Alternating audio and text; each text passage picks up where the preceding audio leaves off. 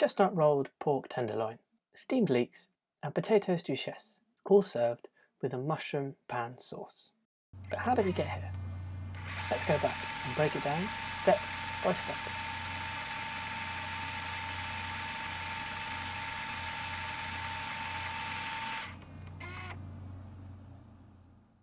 Okay, stage one, the filling. Now don't be put off by the chestnuts. If you've never cooked with them before, neither have I, so we'll get through this together. First, drop in a knob of butter and watch it satisfyingly melt until it starts to foam.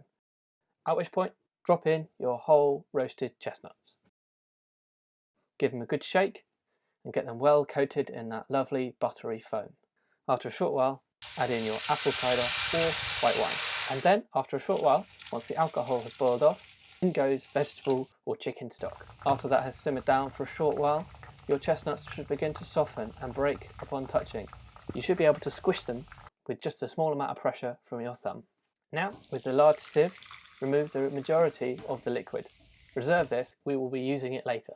Retaining about 10% of the liquid in the pan, add your chestnuts into a blending device. Give it a quick pulse such that no whole chestnut pieces remain. This is the sort of consistency you're after, a paste, not a puree. So that's stage one complete. Let's move on to the pork. I'm using pork tenderloin here, and what we're going to do is we're going to slice it down the middle to double our surface area. This will allow us to roll the meat with our filling in a moment.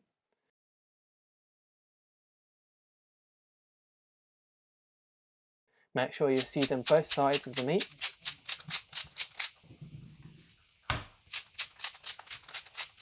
And then, with your choice of whacking device, flatten out the meat, but not looking to tenderise it, just so it gives it a nice, even thickness.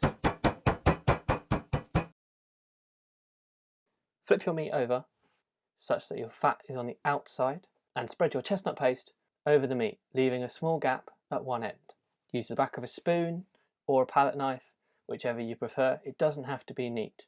No one's going to see this. Just make sure you get a nice, even distribution.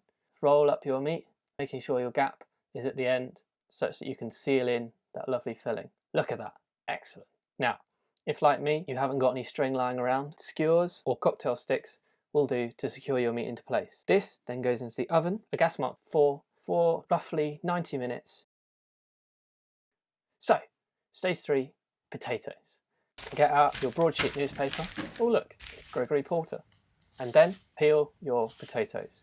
I'm using white Maris Pipers here to give myself a nice, lovely coloured swirl later on. Roughly peel about 750 grams of potato. Now, this is where Gregory Porter comes in handy. Roll up the newspaper and your potato peels are quickly and easily dealt with. These can go straight into compost. We're going to take these potatoes and pop them in a saucepan of cold water and then bring it to the boil. Now, add half your egg white, a touch of salt and pepper, not forgetting the nutmeg, which gets its own little camera shot, and of course a nice knob of butter. Now give this a damn good mash. You want to achieve a really smooth and homogeneous mash because we're going to be piping this, so any bits will just cause you hassle. Now here comes the piping bag.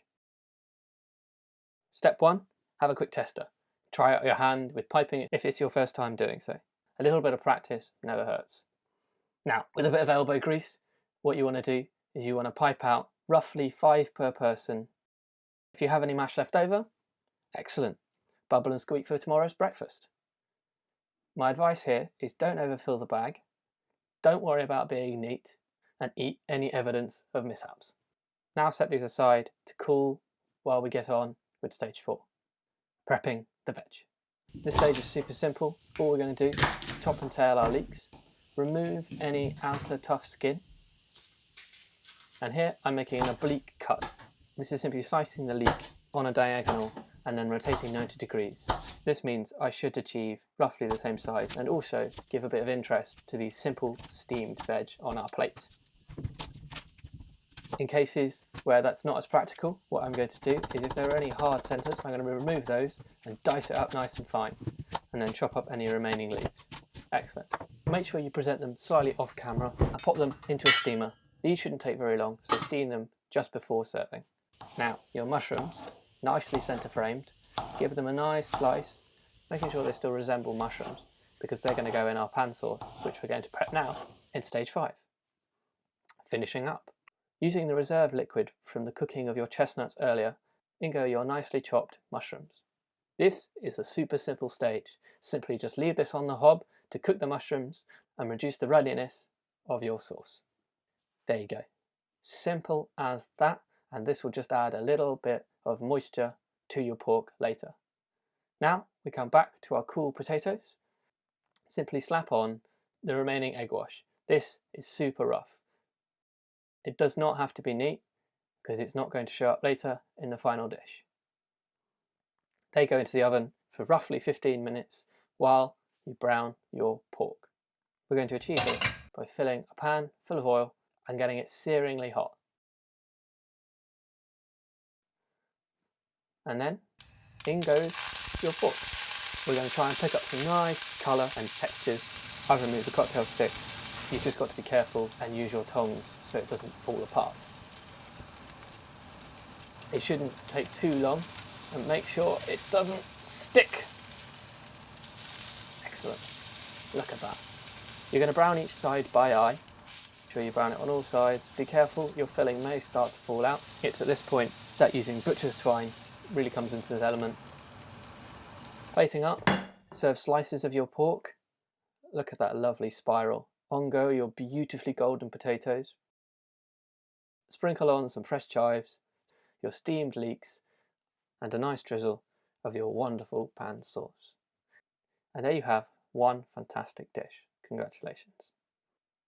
Remarkably simple when you just break down the steps. Thanks for cooking with us today. Hope you enjoyed this video.